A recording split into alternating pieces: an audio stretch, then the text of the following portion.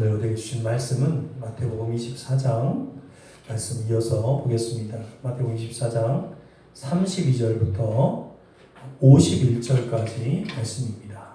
마태복음 24장에 있는 말씀 같이 여러분들은 여러분의 성경책을 보시고 그리고 우리 낭독하는 음성을 들으면서 하나님 말씀 보도록 하겠습니다.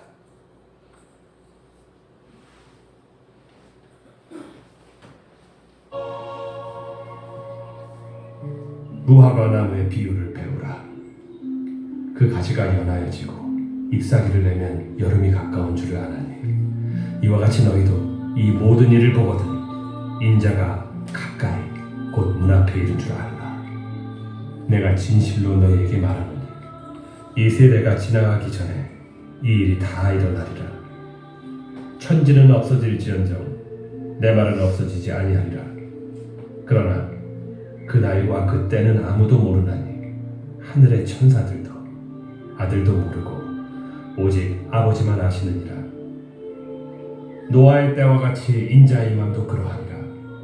홍수전에 노아가 방주에 들어가던 날까지 사람들이 먹고 마시고 장가들고 시집가고 있으면서 홍수가 나서 그들을 다 멸하기까지 깨닫지 못하였으니 인자의 임함도 이와 같으리라. 그때 두 사람이 밭에 있음에 한 사람은 데려가고 한 사람은 버려둠을 당할 것이요 두 여자가 맷돌질을 하고 있음에 한 사람은 데려가고 한 사람은 버려둠을 당할 것이니라.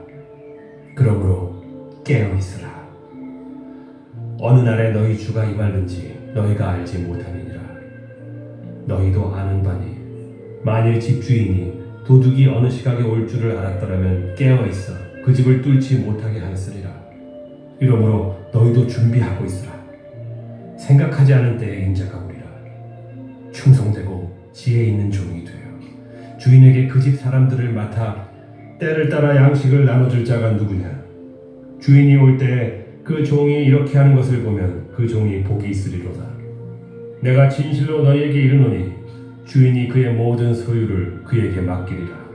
만일 그 악한 종이 마음에 생각하기를 주인이 더디오리라 하여 동료들을 때리며 술 친구들과 더불어 먹고 마시게 되면 생각하지 않은 날 알지 못하는 시각에 그 종의 주인이 이르러 엄히 때리고 외식하는 자가 받는 벌에 처하리니 거기서 슬피 울며 이를 가리라.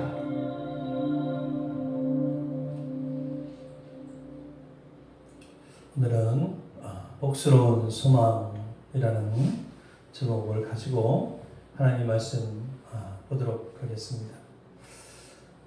오늘 감사합니다. 잘 오셨습니다. 지난주 여러분 말씀 기억하십니까? 지난주 말씀의 제목은 대환란이 온다. 대환란이 온다 이런 말씀이었습니다.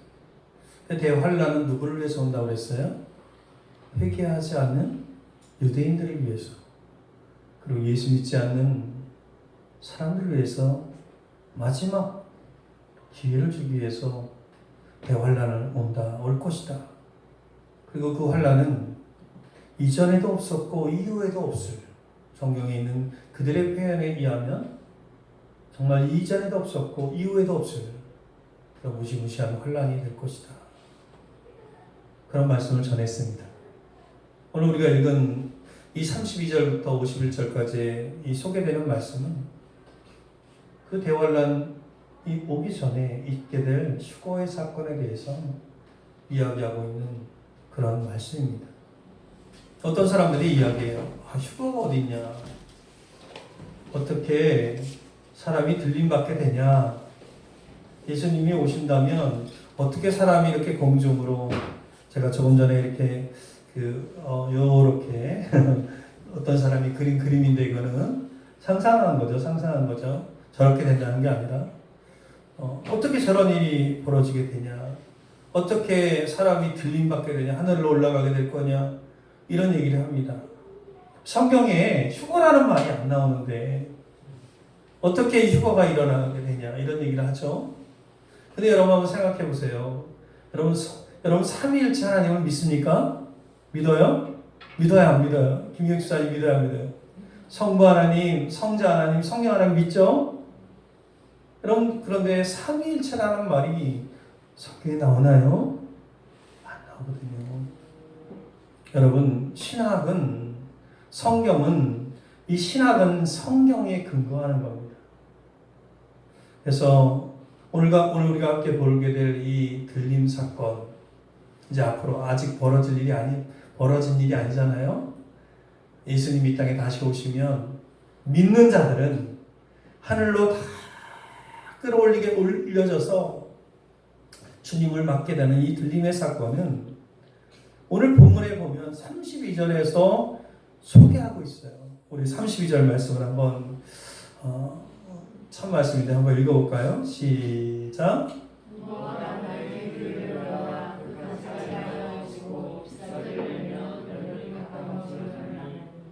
여러분, 이 무화과 나무의 이 비유를 통해서 이것에서 알 수 있듯이 사라져버린 것 같았던 이스라엘이 역사 속에 다시 등장하는 거 우리가 볼 수 있죠? 그죠?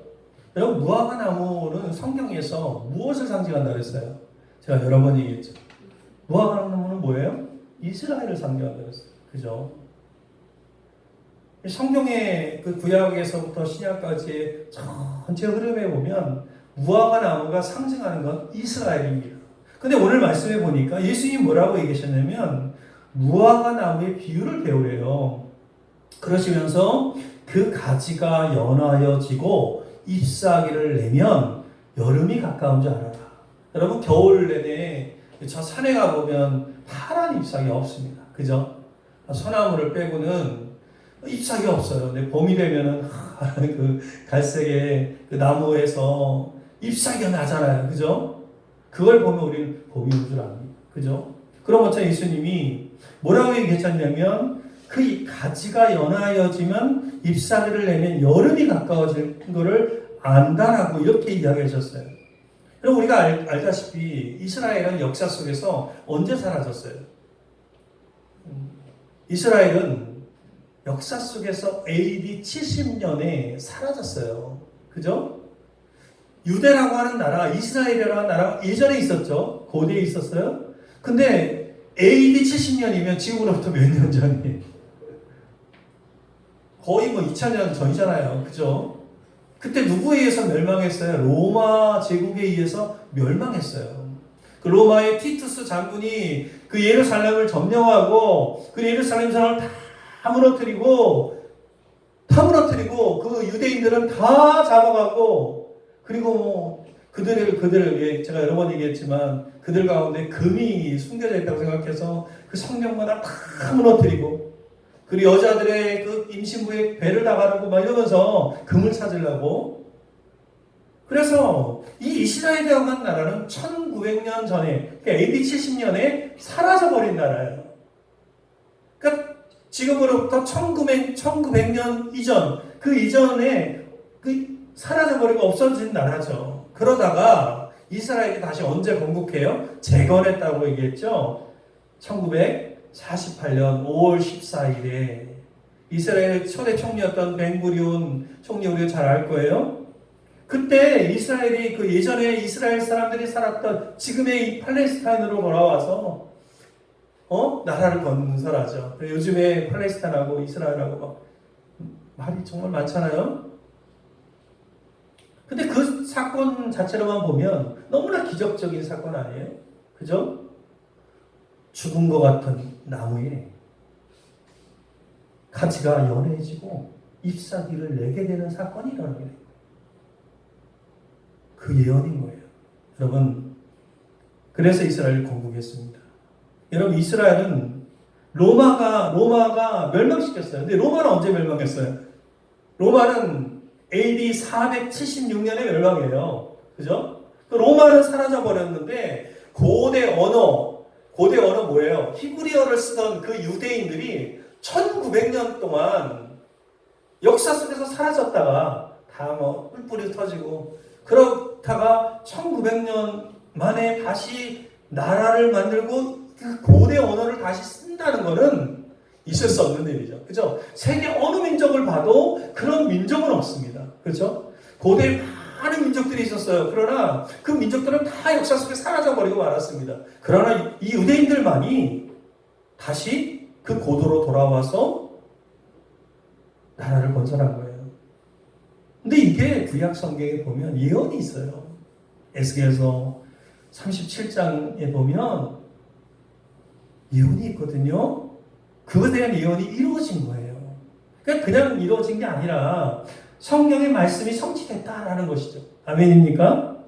그래서 유대인들이 지금 전 세계적으로 보면 세 부류가 있어요. 세 부류. 이슈케나지, 세파르디, 미즈라이 이렇게. 그래서 그 아시케나지는 서유럽과 동유럽 1200만 명 정도 됩니다. 그 중에 유명한 사람들 있죠. 스티븐 스필버그, 아인슈타인, 페이스북을 만든 사람이 누구예요? 그도 유대인이란 말이에요. 유대인들이 미국 사회를 다 거의 대부분 있죠. 유대인들이 이렇게 많습니다. 그래서 우리가 살고 있는 이 세대는 여러분 이런 생각을 해보신 적 있어요? 우리가 살고 있는 이 세대는 2000년 교회의 역사 속에서 이스라엘의 회복을 지켜보는 유일한 세대예요. 그런 생각 해보셨어요? 그 전에는 이스라엘 회복을 못 봤잖아요. 그래서 주님이 언제 다시 이 땅에 오실지 모르지만 우린 몰라요. 그죠? 모르지만 지금이 예수님 말씀하신 그때인가? 한번 생각해 보게 된다는 거예요. 저도 몰라요. 주님이 언제 다시 오실까요? 오늘 본문에 보면 약간의 힌트를 주는데 33절, 34절에 있는 말씀입니다. 자, 한번 읽어보겠습니다. 시작. 이같이 너희도 이 모든 일을 보거든 인자가 가까이 왔다는 그를 줄 알라. 내가 스스로 너희에게 말하니 이 세상 전에 이 일이 다 일어나리라. 이 말씀에 보면 너희도 이 모든 일을 보거든. 이 모든 일이라는 것은 전 세계가 1948년에 이스라엘이 재건하는 모습을 봤잖아요. 그렇죠? 그것을 보거든 이런 말이에요. 사실은. 주님 말씀하신 것에 근거하면 주님이 정말 오실 때가 가까워졌구나. 언제인지 모르지만 그죠? 가까워졌구나.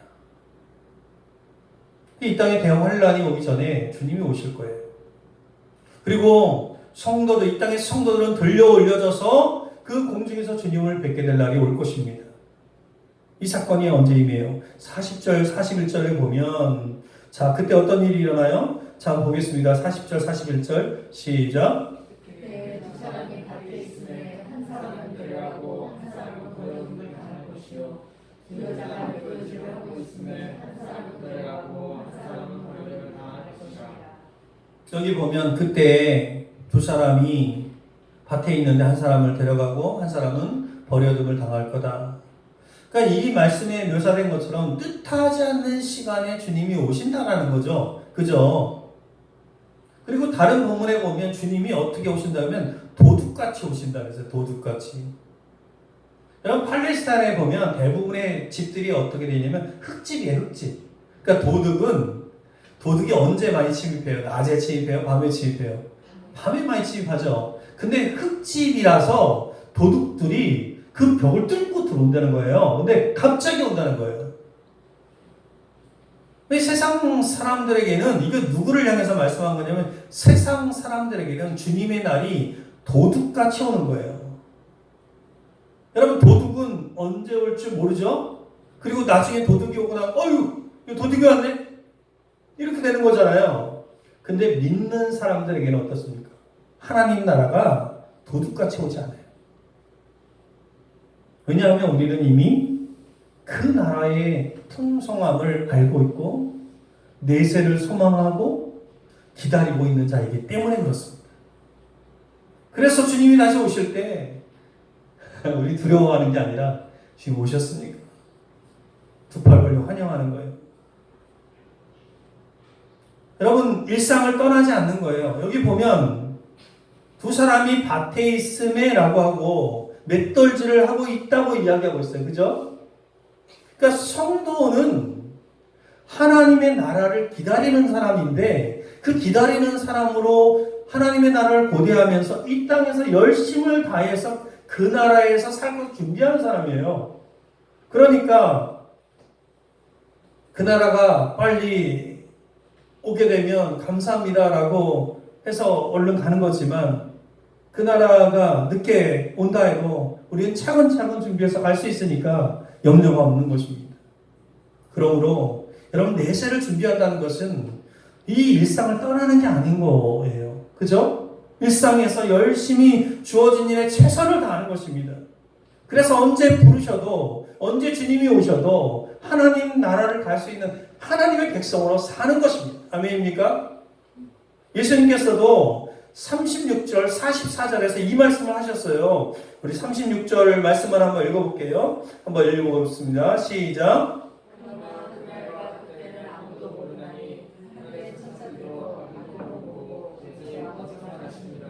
주님이 이렇게 얘기하시면서 44절에 보면 이러므로 너희도 준비하고 있으라. 생각하지 않은 때에 인자가 오리라. 여러분 그날이 언제인지 아무도 몰라요. 안다면 이단. 안다면 이단인 거예요. 그죠? 알았다면 이단이에요. 시험도 정말 혼자예요. 알았다면. 제가 여기서 예수님 다시 오신다는 얘기를 한다고 해서 이단이 아니라 분명히 예수님 다시 오신다고 했거든요. 그러나 그것을 안다면, 그때를 안다면 주님 모른다 그랬거든요. 그러나 여러분 이건 생각할 수 있죠. 재림의 사건이 그 7년 대환란이 끝나고 누구나 알 수 있는 예측이 가능한 시대에 오는 그런 사건이라면 이 휴거의 이 사건, 이 들림의 사건은 누구도 알 수 없는 시간에 갑작스럽게 벌어지는 그런 사건이 될 것이다라는 거예요. 그래서 37절, 38절, 39절에 뭐라고 이야기하냐면 이렇게 얘기해요. 자, 한번 같이 한번 천천히 읽어보겠습니다. 37절부터 시작. 노아가 같이 인자의 마음도 그러하리라. 홍수전에 노아가 방주에 들어간 날까지 사람들이 먹고 마시고 장가들고 식사하고 있으면서 홍수가 가서 그들을 마지막까지 깨닫지 못하였으니 인자의 마음도 이와 같으리라. 주님은 이 말씀을 통해서 주님이 다시 오실 그때의 상황이 언제와 같다고 얘기하냐면 노아의 때의 상황과 같다라고 얘기하세요. 주님이 말씀은 진리잖아요. 그죠?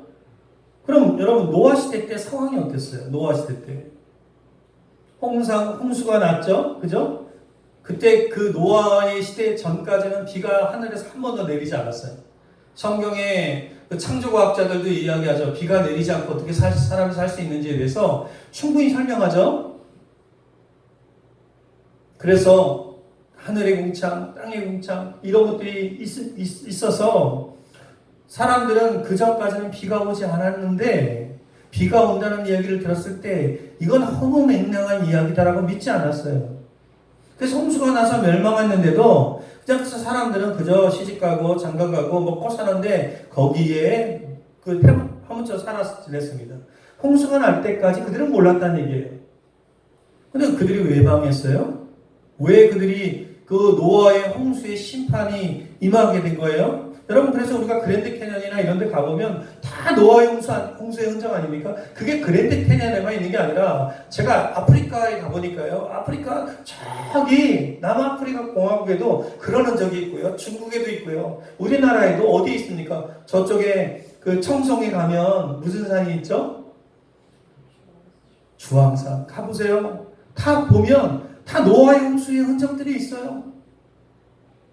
근데 그들이 왜 망했어요? 그들이 악한 세상이었지만 그들이 도둑질하고 살인을 저지르고 강도짓하고 나쁜 짓해서 정말 범죄를 막 저질러가지고 그 순간에 딱 임한 게 아니에요. 그 비가 온 게 아니라는 거예요. 그저 평온한 듯이 돌아가고 있었지만 호련히 홍수의 심판이 임한 거예요. 그러나 물론 예고했죠. 노아가 예고했단 말이에요.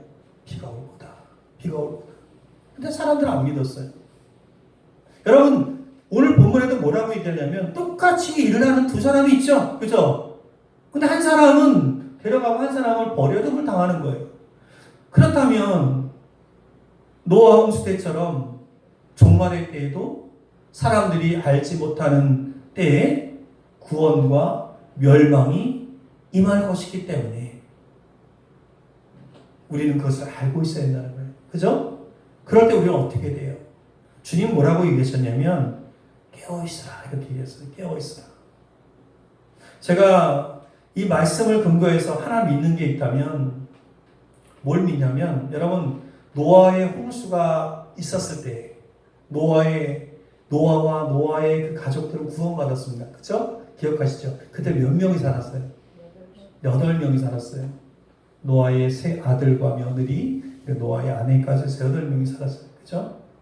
여러분, 노아의 얘기를 예수님이 하신 것이 이것이 진리라고 믿는다면 제가 믿고 있는 이 말씀에 근거해서 제가 믿고 있는 틀릴 수도 있겠지만 제가 믿고 있는 거 한 가지는 뭐냐면 하나님이 노아와 그의 가족들을 안전한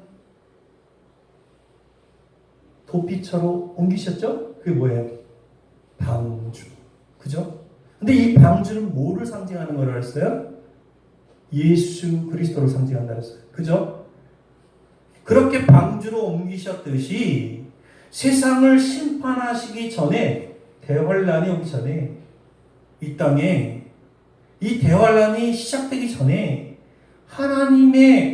하나님께서 그리스도의 신부인 교회를 안전한 도피처인 예수님께로 옮겨 놓으실 거다. 그래서 저는 공중에 예수님이 오실 거라고 믿는 거예요. 아멘입니까? 주님은 노아의 때를 얘기하셨어요. 자, 종말론의 하나의 설일 수도 있습니다. 그러나 저는 이걸 믿습니다. 여러분, 왜 그렇습니까? 지금 7년 대환란의 이 예언은 누구한테 준 거예요? 우리가 아까도 처음 설교 초대에서 얘기했지만 예수 안 믿는 사람들 마지막으로 구원의 기회를 주는 거예요. 그리고 회개하지 않는 유대인들에게 준 거예요. 그러나 이 휴거의 사건, 이 들림의 사건은 그리스도의 신부들에게 준 거예요. 7년 대환란이 시작되기 전에 유대인들의, 오늘은 그 얘기까지 못하겠지만 유대인들의 결혼 풍습에 보면 신랑이 신부를 데리러 오는 풍습이 있단 말이에요. 그것이 이루어지는 거예요. 그래서 공중에서 신부인 우리, 신부가 그리스도의 신부인 교회, 우리잖아요. 교회가 우리잖아요. 우리를 맞이하게 될 거라는 것입니다. 여러분 계시록 3장을 한번 볼게요. 그 요한계시록 3장을 보면 거의 설교를 마쳤는데요. 여기 3장 10절에 뭐라고 얘기하고 있어요? 한번 읽겠습니다. 시작. 내가 나의 인내의 말씀을 지켰은즉 내가 또한 너를 지켜 시험의 때를 면하려니 너는 장차 온 세상에 임하여 땅에 거하는 자들의 시험할 거야. 여기 보면 뭐라고 얘기하냐면 내가 또한 너를 지켜서 시험의 때를 면하게 할 거라고 얘기하고 있어요. 그리고 이는 장차 온 세상에 임하여 땅에 거하는 자들을 시험할 때라. 자, 뭘 얘기하는 것 같아요? 이 뒤 후반부가 대환란을 얘기하는 것 같지 않으세요? 그래서 주님이 이 대환란이 있기 전에 주님이 오신다고 했을 때 여러분 그 주님이 다시 오신다라고 하는 이 사건은 성도들에게 걱정과 염려가 아니라 뭐예요? 복스러운 소망이에요. Blessed hope가 되는 거예요. 오늘 말씀의 제목처럼. 아멘입니까? 복스러운 소망이 되는 거예요. 그렇다면 여러분 이 복스러운 소망, 들림받을 이 소망을 가진 그리스도인들은 우리가 이때 어떻게 살아야 하는가? 라는 것을 우리에게 묻지 않을 수 없어요. 그렇죠? 오늘 본문에서는 뭐라고 얘기하시는지 한번 볼게요. 42절부터 44절입니다. 한번 말씀 보겠습니다. 시작. 그러므로 깨달으라 어느 날에 너희 주가 임하는지 너희가 알지 못하니라. 너희가 아는 바니 만일 집주인이 도둑이 시간에 올 줄 알았다면 깨어있어 그 집을 뚫지 못하게 하였으리라. 이러므로 너희도 준비하고 있으라. 생각하지 않을 때에 인자가 오리라. 어느 시각에 도둑이 올 줄 알았다면 그 집을 뚫지 못했을 거라고 얘기하죠. 뚫는 거를 얘기하죠. 그 팔레스타인의 배경을 얘기하는 건데, 자, 주님이 임하시는 걸 우리가 언제 오실지 몰라요. 그렇다면 우리는 그것에 대처하는 방법이 필요한데 그 방법은 단 한 가지예요. 주님이 말씀해 주셨어요. 뭐라고 계셨냐면 깨어 있으라. 그리고 제가 빨간색으로 표시했는데 너희도 준비하고 있으라. 그러니까 다시 노아 홍수 때 이야기를 하자면 그때 사람들은 일상을 그냥 평범하게 지냈다 그랬어요. 그죠? 겉으로 보면 아무 문제가 없었어요. 먹고 자고 일하고 그렇게 살았어요. 그런데 그들은 홍수로 멸했다는 거예요. 왜 멸망당했어요? 노아가 비가 내려서 홍수로 임한다고 외쳤음에도 불구하고 그들은 들으려 하지 않았다는 거예요. 여러분, 깨어있지 않았다는 건 뭐냐면 들으려 하지 않는 거예요. 들으려 하지 않으니까 내 삶이 안 변해요. 내 신앙생활이 안 변해. 안 들으려고 해. 귀 기울이려지 않았단 말이에요. 하나님의 음성에 귀 기울이려고 하지 않아요. 경각심도 안 가져요. 도둑이 올 것에 대한 생각도 안 해요. 만약에 경각심을 가졌다면 도둑이 오면 어떻게 방어할까? 생각할 거 아니에요. 그죠? 그래서 여러분 무엇이 깨어있는 거냐면 종말이 다가오니까 이제 뭐 이런 일이 벌어질 거니까 집 팔고 땅 팔고 뭐 가정도 버리고 세상 다 내팽친 게 아니라는 거예요. 그런 사람들이 많았죠? 극단적 종말론자들이 많았어요. 그죠? 주님은 말씀하셨어요. 사람들이 밭에 있었고 맷돌을 갈고 있었다. 하나는 데려가고 하나는 버려둠을 당했다. 모든 일상을 평범하게 살아가지만 그러나 어떤 얘기는 멸망, 어떤 얘기는 구원이 임하는 것입니다. 그때 되면 양과 염소는 나뉘는 거예요. 여러분 양은요, 그 팔레스타인에서 양과 염소를 키울 때는 양은 바깥 고기를 좋아한대요. 그래서 저녁이 되면 밖에다 둔다고 합니다. 그리고 염소는 따뜻한 거 좋아해서 우리 안에 가던데요. 그래서 양과 염소를 분리했대요. 그 예수님이 그 비유를 하실 때는 사람들이 금방 알아듣는 거예요. 아, 이렇게 분리하는구나. 주님도 그렇게 나누실 날이 올 거라는 거예요. 그러므로 우리는 주님의 음성을 들어야 돼요. 들어야 돼요. 깨어 있어야 돼요. 자, 45절, 47절 마지막으로 한번 보겠습니다. 이 말씀 보고 우리가 말씀을 마칠 텐데 한번 읽겠습니다. 시작.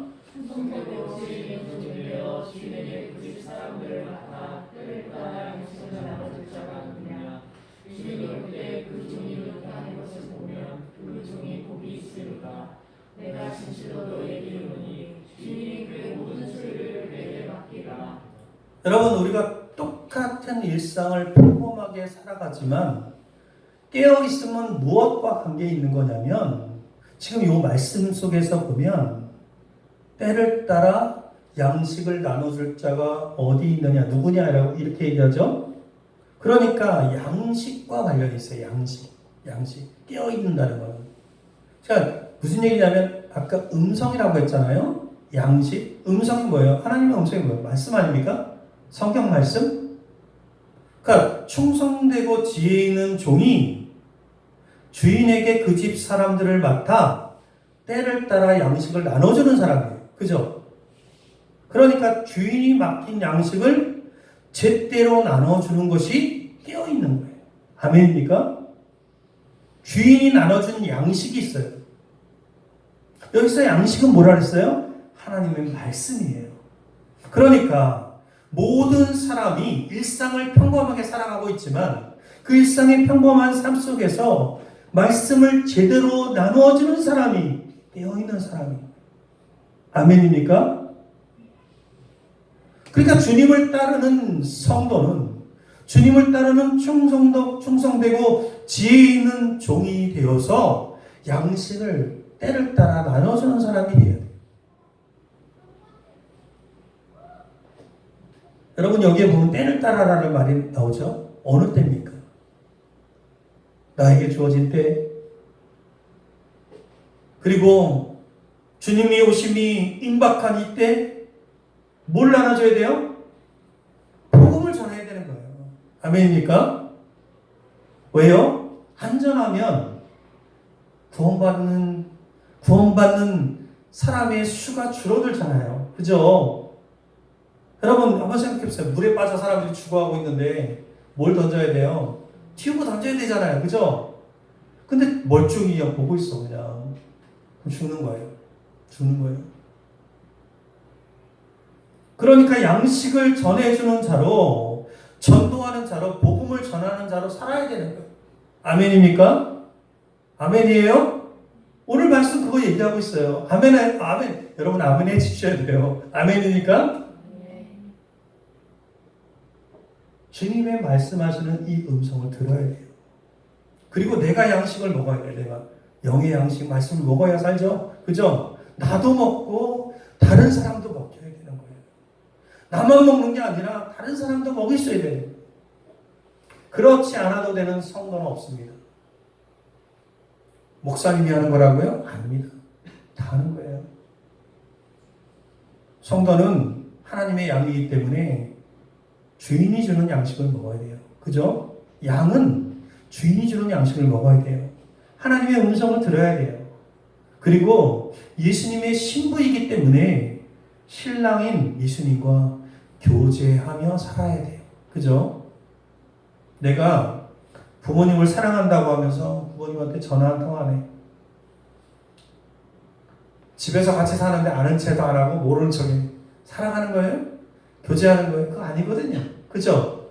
우리가 하나님을 사랑한다고 하는데 여러분 기도라는 게 뭐예요? 그 하나님과 나의 아바 아버지. 아바가 뭐라 그랬어요? 아빠, 나의 아빠와 대화하는 게 기도예요. 기도는 거창한 게 아니란 말이죠. 그러니까 영의 양식을 먹고 그것을 나누는 사람이 깨어있는 거고 준비하는 거예요. 아멘입니까? 그게 충성된 거예요. 그래서 주님이 다시 오시는 날, 그날이 언제인지 모르지만 이 땅에 있는 모든 사람들은 갑자기 밖에서 일을 하다가 맷돌을 가다가 아니 지구 반대편에서는 자고 있다가 그죠? 한 사람은 데려감을 당하고 한 사람은 버려둠을 당하는 일을 겪게 될 거예요. 사랑하는 성도 여러분, 준비하고 깨어있기를 소망합니다. 이 복스러운 소망을 가지고 기름과 등불을 예비하고, 다 연결된 말씀이죠. 그죠? 기름과 등불을 예비하고 양식을 나눠주는 충성된 종들에게 시험의 때를 면케하는 그런 들림의 은혜가 주어지겠지만, 그렇지 않은 자들은 이 땅에 남아서 슬피 울며 이를 갈게 된다. 여러분 여기 성경에 보면 슬피 울며 이를 가는 얘기가 나오잖아요. 그건 성도가, 그러니까 그리스도인이긴 그리스도인인데 가짜 그리스도인, 명목상의 그리스도인들, 그들을 향한 말씀이에요. 그러니까 성도가 아닌 사람들, 예수를 안 믿었던 사람들, 그 사람들은 뭐 예수님을 안 믿었었으니까 안 해요. 근데 내가 예수님을 믿었는데 신앙생활을 한 것 같은데 내 중심적으로 하고 주인으로 예수님을 모신 게 아니라 내가 주인이 돼서 살았단 말이에요. 그런데 예수님이 오시고 나서야 깨닫는 거예요. 그러니 이를 갈 수밖에 없는 거예요. 억울할 수밖에 없는 거예요. 슬피 우는 일이 벌어지는 거예요. 여러분, 이 자리에 있는 모든 성도님들이 그 복스러운 소망 가운데 인도되시기를 주님의 이름으로 간절히 축원드립니다. 말씀을 마치겠습니다. 우리 결단기도 한번 할 텐데, 우리 이 시간에